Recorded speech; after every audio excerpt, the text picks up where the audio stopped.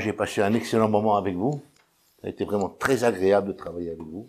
Ce qui fait que quand on est comme ça dans une ouverture d'échange, les choses sont beaucoup plus simples, ils vont beaucoup plus vite. Et on va beaucoup plus en profondeur.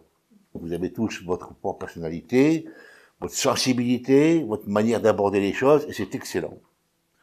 Maintenant, vous allez repartir avec ces techniques, qui pour vous sont nouvelles. C'est à partir de maintenant que vous allez commencer à les intégrer dans les techniques que vous possédiez déjà. Certains ont fait du Reiki, d'autres ont fait du Quantum Touch, certains ont fait de la médecine chinoise, on a des gens de la médecine allopathique, etc. Donc c'est à vous maintenant d'intégrer ça dans votre pratique au quotidien. Et comme toute méthode, comme tout ce que l'on apprend, ben on va devenir compétent, on va devenir expérimenté uniquement par la reproduction, la pratique, la pratique, la pratique. Très important, ne jamais aller trop vite. Prendre son temps. Prendre son temps, ça ne veut pas dire non plus perdre son temps. Pensez qu'une personne sur la table, au bout de 30 minutes sur le ventre, elle commence à en avoir marre. Pensez-y, c'est très important. D'accord? Vous avez vu comment je procède, je vais faire un soin, et à un moment donné, quand j'interviens sur une douleur, par exemple, quand j'ai travaillé, j'ai 3-4 techniques sur la douleur, je lève la personne, je la demande de marcher, je la remets sur la table. Vous vous rappelez ça dans les vidéos que vous avez vues. C'est très important, ça. Pour la sortir du soin et la remettre, en même temps, c'est un redémarrage. Qu'est-ce que je pourrais vous dire de plus? Pas grand-chose, sinon que certaines personnes ici ne vont surtout pas nous manquer du tout, quand elles vont partir. Bien sûr que vous allez nous manquer, bien sûr que les rires que l'on a eus, les fous rires que l'on a eus, et pourtant ça n'a pas empêché le travail sérieux. Vous repartez avec les vidéos de toutes les techniques que vous avez pratiquées. S'il vous plaît, ne faites pas comme certaines personnes que je connais, on rentre, la clé USB, on la fout dans un coin, on oublie même où elle est. Vous l'avez, ces vidéos-là, ce qui est important, c'est que vous puissiez travailler avec. Une astuce. Pour l'ABC du magnétisme, pour les techniques traditionnelles, c'est pas un problème, c'est du traditionnel, tout le monde sait faire. Pour les techniques énergétiques, c'est comme pour la danse, entraînez-vous devant un miroir.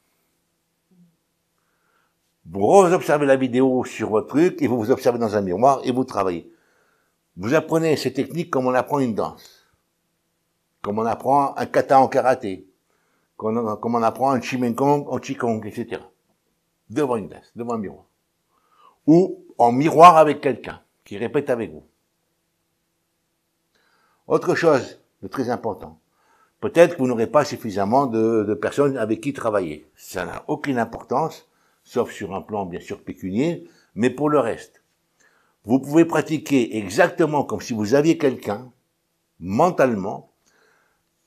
Vous vous rappelez ce que l'on a dit, ce qui est fait d'une manière subjective, donc dans l'imagerie mentale, d'accord, vos actions physiques, sur un plan cognitif et sur un plan musculaire. Vous intégrez aussi bien l'information et la gestuelle. Vous regardez les grands sportifs, vous regardez les parachutistes, vous regardez tous les gens comme ça. Avant de faire des choses particulières, on va s'entraîner longtemps avant. Mentalement. Donc n'hésitez pas, ne me dites pas je n'ai pas de consultant, j'ai personne. Si, vous avez votre état d'esprit, vous avez votre imagination, et vous pouvez vous imaginer en train de faire un soin complet sur une table, ou alors en train de travailler sur une douleur particulière, sur une maladie particulière. Maintenant, rappelez-vous encore ce que je vous ai dit, et je ne répéterai jamais, je dirai jamais suffisamment. On a une douleur, cette douleur a une cause. On commence par aller chercher la cause de la douleur. On a un trouble émotionnel qui se traduit par des sensations sur un plan physiologique, les plexus nerveux, d'accord? Il y a une origine à l'émotion. En général, ce sont les conditions, les pensées, l'interprétation d'une situation. Ok? Pensez toujours à ça.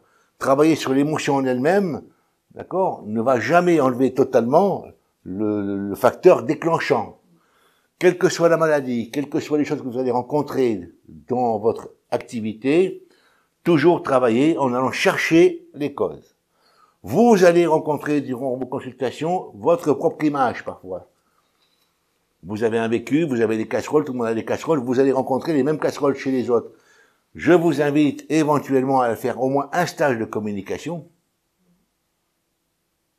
un véritable stage de communication, pas d'accord, hein, Symbiofy ou un truc comme ça, de manière à comprendre que l'on ne fait jamais ce qu'on appelle de projection. On prend une distance tout en restant en empathie. On s'observe. Ça s'apprend, ça. Vous allez avoir des émotions qui sont soulevées, c'est excellent, quand vous comprenez que c'est le résultat de neurones miroirs, et c'est tout à fait normal. C'est une information comme toutes les autres, je l'utilise, je l'exploite. Mais si je commence à partir, moi, en full live émotionnel, c'est-à-dire dans la prise d'otage émotionnelle, là, je suis dans un problème, je vais commencer à faire des projections, et je ne traite personne, sinon que, si par contre je fous la merde, ça c'est sûr. Autre chose, n'imposez jamais quoi que ce soit. Les phrases à éviter de votre cabinet. Oui mais. Non mais. Cependant. Toutefois. À votre place je ferai ceci.